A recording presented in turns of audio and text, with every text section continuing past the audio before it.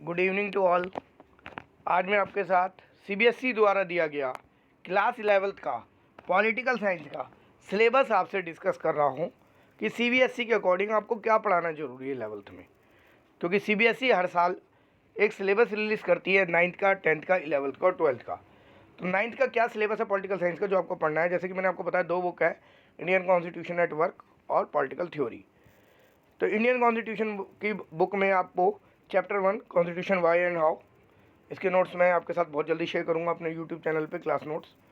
Second, rights in the Indian constitution, Bharat में कितने प्रकार के राइट्स हैं भारतीय संविधान में, भारत में, ये चैप्टर है। थर्ड, इलेक्शन एंड रिप्रेजेंटेशन है, भारत में चुनाव और प्रतिनिधित्व कितने प्रकार कैसे है, क्यों है, एफपीटीपी क्या होता है, first pass the post system और प्रोपोर्शनल रिप्रेजेंटेशन हमने कहाँ से लिया, क्या मतलब है।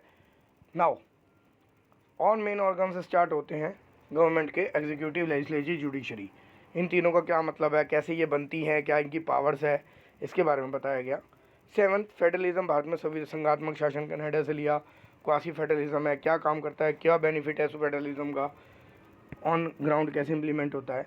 Constitution as a living document. फिर चैप्टर 8 लोकल गवर्नमेंट, स्थानीय शासन, इसमें 73rd अमेंडमेंट 1993 वाला, लॉर्ड रिपन वाला, लॉर्ड रिपन ने इंट्रोड्यूस किया था 1993, 73rd अमेंडमेंट और 74th अमेंडमेंट जो आपकी नगर निगम से संबंधित है, नगर पालिकाओं से संबंधित है। तो ये आपके टीचर बहुत अच्छा कराएंगे इसमें। जैसे पंचायत के तीनों 3 टायर सिस्टम है बलवंत राय मेहता समिति के अकॉर्डिंग, कि जो है जिला पंचायत, पंचायत समिति, ग्राम पंचायत, पंचायत समिति और जिला पंचायत, ये तीन हैं, कैसे काम करती हैं। ग्राम पंचायत फर्स्ट टायर है, ठीक है।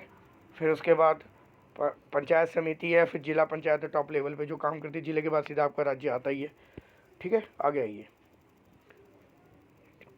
इसी कॉन्सेप्ट के अंदर आपके टीचर समझाएंगे जो एरिया में बीडीओ होता है, ब्लॉक डेवलपमेंट ऑफिसर, एडीओ, जो पब्लिक सर्विस कमीशन के थ्रू सेलेक्ट होते हैं, उनका क्या रोल है स्थानीय शासन में, ये सब टीचर बता सकते हैं। एडिशनल वुमेन का क्या रिप्रेजेंटेशन है, SC/ST OBC का क्या इसमें रोल है। Now constitution as a living document, constitution living कैसे है हमारा, रिजिड होने के साथ फ्लेक्सिबल कैसे है और ये कैसे काम कर रहा है आज की डेट में। नहीं तो पुलिस धुआं धाड़ देती, कोर्ट काम करना बंद कर देते, सरकार आपको लूट खा जाती। कॉन्स्टिट्यूशन है तो थोड़ा आप जी रहे हैं, सुप्रीम कोर्ट ने आपको थोड़ा बहुत बचा रखा है, ठीक है। The philosophy of the constitution, हमारे कॉन्स्टिट्यूशन क्या फिलॉसफी है, सोशल वेलफेयर फिलॉसफी है, ह्यूमनिटी फिलॉसफी है, जो है वो आपकी बुक में दे रखी है।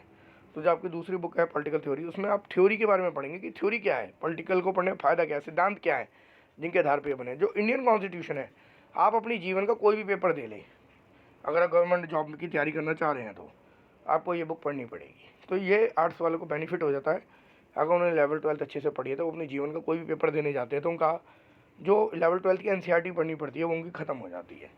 तो मैं कुछ कोशिश करूँगा कि मेरे थ्रू जो मैं क्लास नोट्स लिखवाता हूँ, मेनली उनमें वही क्वेश्चन लिखवाता हूँ जो लगातार एग्जाम्स में आ रहे हैं और आपके कोर्स से रिलेटेड है, जो आपके कोर्स में से उठते हैं NCERT में से, मैं वही लिखवाता हूँ। तो उनको मैं यहाँ एक्सप्लेन करूँ, और मैंने इसके लिए पूरी तैयारी भी कर ली है और मेरा पूरा प्लान है आजकल, मैं उसको बना के बहुत जल्दी अपने यूट्यूब चैनल पर डालूँगा, आप देखें तो बेनिफिट होगा। नाउ पॉलिटिकल थ्योरी, और अपने दोस्त के साथ भी शेयर करेंगे तो मुझे भी अच्छा लगेगा, क्योंकि मेरे व्यूज़ भी आएंगे, लाइक भी आएगा, और आपको मेरी वीडियो में कोई भी कमी लगेगी तो आप उसे नेगेटिव रूप में भी बताएं, बुरा नहीं लगेगा, वो इम्प्रूव करने का मौका मिलेगा। हमारी दूसरी बुक है 11th में पॉलिटिकल थ्योरी, इसके जो चैप्टर है पॉलिटिकल थ्योरी का इंट्रोडक्शन है, इसमें आप मॉडर्न पॉलिटिकल थ्योरी और ट्रेडिशनल पॉलिटिकल थ्योरी के बीच डिफरेंस पढ़ेंगे। जैसे कहीं पे वैल्यू को जोड़ दिया जाता, कहीं पे सिर्फ फैक्ट को दिया जाता था, तो बुक पढ़ेंगे तो आपको पता लगेगा।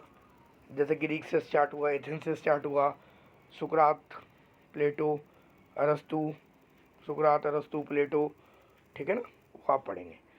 फ्रीडम का क्या मतलब है, इंडियन कॉन्स्टिट्यूशन आर्टिकल 19 में तो दे दिया, तो कहाँ से आया, कैसे डेवलप हुआ, कौन से ऑथर ने इसके लिए लिखा, कौन सी बुक लिखी, इक्वलिटी क्या है, कहाँ से स्टार्ट हुई, बिल ऑफ राइट्स क्यों आया, सोशल जस्टिस क्या है, जस्टिस की तो बात आपने कर ली, सोशल जस्टिस से क्या समझते हैं, राइट्स है क्या, जैसे कि मैंने अपने नोट्स में आपके साथ शेयर करूँगा, राइट्स है क्या, कहाँ से आया, बिल ऑफ राइट्स अमेरिका से आया, इक्वल वोटिंग राइट की बात की गई, काले गोरों के भी डिफरेंस के लिए theory of apartheid, Nelson Mandela का लॉ बाउंड टू फ्रीडम आपने पढ़ा, कहाँ से है, इक्वलिटी वाले में भी आता है। तो आपका राइट्स, सिटीजनशिप क्या है, ये सिटीजनशिप क्या, इसकी मिनिमम एलिजिबिलिटी है किसी कंट्री के लिए, नागरिकता क्या होती है, कैसे मिलती है, कैसे त्यागी जाती है। अब मेरा विचार है कि एग्जाम्पल बता रहा हूँ कि मैं अमेरिका जाकर एक अमेरिकन लड़की से शादी कर लूँ, मुझे ग्रीन कार्ड मिल जाएगा, तो मुझे भारतीय नागरिकता त्यागनी पड़ेगी, वहाँ की कंडीशन पूरी करनी पड़ेगी। लेकिन ग्रीन कार्ड तो मुझे मिल ही नहीं सकता, क्योंकि ग्रीन कार्ड का मतलब बहुत सारे बेनिफिट हैं कि जन्मजात नागरिक हो गए एक तरीके के, क्योंकि अगर वहाँ से की लड़की से शादी करने वाला वहीं सेटल होंगे।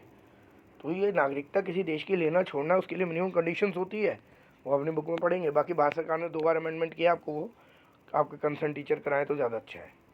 नेशनलिज्म, भारत में राष्ट्रवाद का क्या मतलब है, कहाँ से आया ये नेशनलिज्म? क्या गांधी ने शुरू किया या भारतीय लोगों ने शुरू किया? वो कौन से लीडर थे जिन्होंने ये राष्ट्रवाद को बढ़ाया? भारतीय राष्ट्रवाद को लोगों को इकट्ठा करना एक बहुत बड़ा काम है। क्लास तो सारी होती है, बच्चे तो सारे ही पढ़ने आते हैं ना स्कूल में, उनके माँ बाप तो सारे ही पढ़ने के लिए भेजते हैं।